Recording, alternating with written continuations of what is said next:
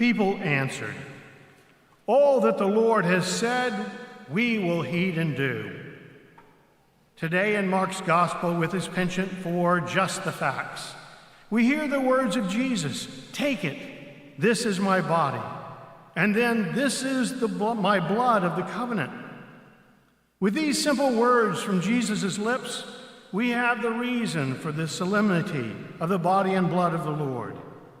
Today we are taking note of our most fundamental belief in this sacrament, this mystery of the Eucharist.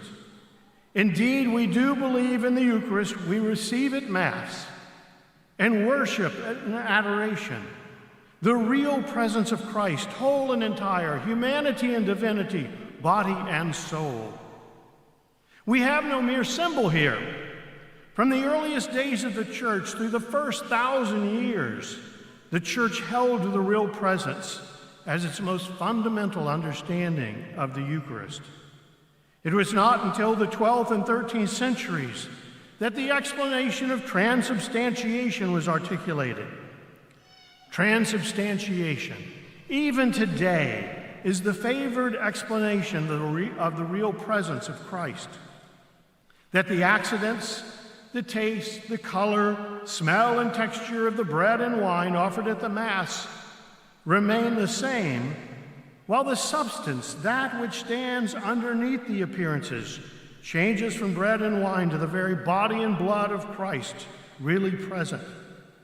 We have no longer bread and wine, only body and blood. Blair, you know this. We have only body and blood. She's so eager to jump up and receive Christ for the first time. Good for you, Blair. At dinner among artists and writers and socialites of her day, the socially awkward Flannery O'Connor was engaged in a discussion about the Eucharist. Mary McCarthy, a fallen-away Catholic, described her memory of the Eucharist as a pretty good symbol. Flannery, hearing this, quickly and famously responded, "If it's a symbol, the hell with it." Sisters and brothers, if we do believe in the real presence of Jesus, his body and blood, we should be anxiously running to Mass every Sunday. It was once said of the soon-to-be Saint Carlo Acutis, "The Eucharist was to Carlo as fuel is to a Ferrari. It is the fuel of life." Just this past week, Pope Francis approved the second miracle by which Carlo Acutis, Blessed Carlo, could be canonized later this year or next.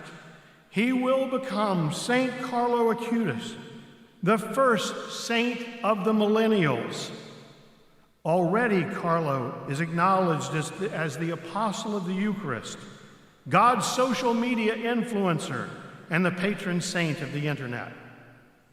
Carlo died when he was 15 years old in 2006. He would be 33 today, millennial friends. Carlo was born in London in 1991. His Italian parents resettled in Milan. They were not a particularly devout Catholic family. But there was something different about Carlo. As a young boy, his mother remembered that when walking by a church, wherever it was, he had to go in and say hello to Jesus in the tabernacle. Life changed for the family in 1998 when Carlo, at 7, made his first communion. From that day on, Carlo would never miss the opportunity to attend Sunday or daily Mass. He was captivated by the real presence of Christ. In every other way, Carlo was an ordinary child and teenager. He played soccer, he snow-skied, had pets, loved movies, enjoyed friends, was an amateur photographer and a video gamer. He had a singular gift for software development and coding. He created the website for his parish and his school. He was so good that he was asked by the Vatican to help with the website of martyrs that was being developed.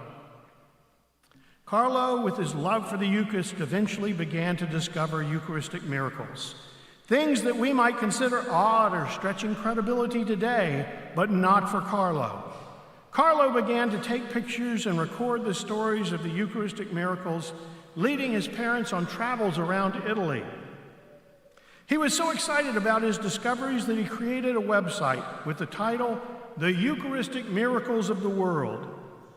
On this website, he detailed and posted stories and photos of miracles from 100 locations in Italy and around the world, from Germany to Peru, from Egypt to Spain to Argentina.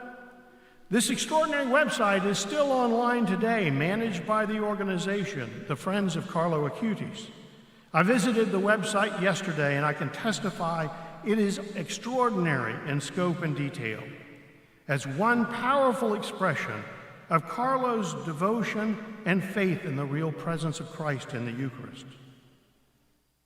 Carlo knew, though, the effects of the Eucharist changed his life.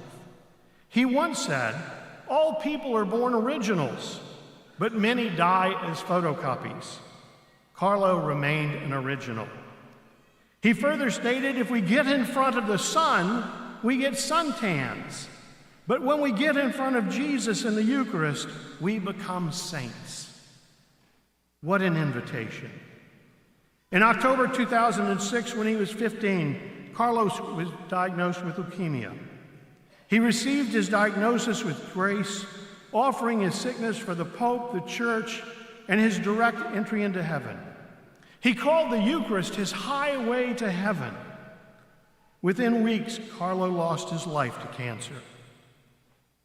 Carlo knew the Eucharist had changed him again and again in his short life. He knew that Jesus did not become a part of him, but that he was drawn into the very life, the mind, the will, and the heart of Jesus through each reception of the Eucharist. And this changed his life. Blair, that's what we dream for you as well. That with each reception of the Eucharist, you may be drawn into the life, the mind, the heart, and the will of Christ. While Carlo lived an ordinary life as a teenager, tennis shoes, jeans, t-shirts, and jackets, Carlo lived Eucharistic consistency. Eucharistic consistency is a teaching championed by Pope Benedict. It simply means this, perhaps the message for us, sisters and brothers, on this solemnity of the body and blood of Christ, that what happens on the inside should be seen on the outside. In his apostolic exhortation, Sacrosanctum Caritatis, Pope Benedict wrote, "Worship pleasing to God can never be a purely private matter, without consequences for our relationships with others. The first and fundamental mission that we receive from the sacred mysteries we celebrate is that of bearing witness by our lives. The wonder we experience at the gift God has made to us in Christ gives new impulse to our lives and commits us to being witnesses of love. The mystery of the Eucharist inspires and impels us to work courageously within our world to bring about that renewal of relationships, which has its inexhaustible source in God's gifts." We began with what Moses said and the people repeated in the first reading. All that the Lord has said, we will heed and do. Today, on this great solemnity and each day, let us heed what Jesus told us today. Take it. This is my body. This is my blood. Blessed Carlo, pray for us.